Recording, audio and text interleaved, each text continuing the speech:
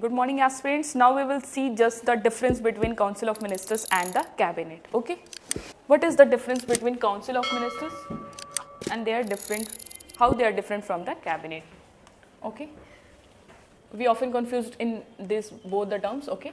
Council of Ministers usually consists of about 70 ministers.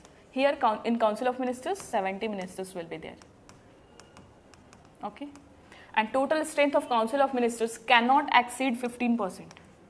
This is the condition, okay, of the strength of the Lok Sabha. And in the Cabinet part, we will see the size of the Cabinet is generally more than 25 ministers only. The current government has 30 Cabinet ministers. Okay, this is the main difference between both. After that, we will see Council of Ministers consists all the categories of ministers, such as Ministers of Cabinet, like a Cabinet Ministers rank, Ministers of State, that is of independent charge, and Ministers of State. We have two type of, okay. In this, in Cabinet, that includes Cabinet Ministers rank only. Okay. Now the third point, it has all powers, but in theory only. Council of Ministers has all the powers, but in theory only. Actual work lies with the Cabinet. It exercises the powers of the Council of Ministers. Actual thing is the Cabinet who actually implements and works, okay, and they work as a team. Council of Ministers work as a team. Now the fourth function is, its function and business is decided by the Cabinet.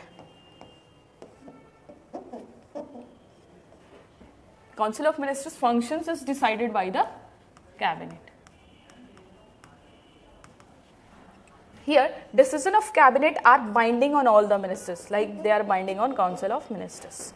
After that, this is the fifth part, that is, it is a constitutional body. Council of Ministers is a constitutional body, and in the Cabinet, it was added through the 44th Constitutional Amendment Act under Article 52. It is also a constitutional body, but it is added by the 44th Constitutional Amendment Act. Okay, this is a clear definition and the difference between both the things, like Council of Ministers and the Cabinet. So try to remember all these points in your tips, okay, to solve the questions of UPSC prelims. You can easily solve them. Okay, thank you then.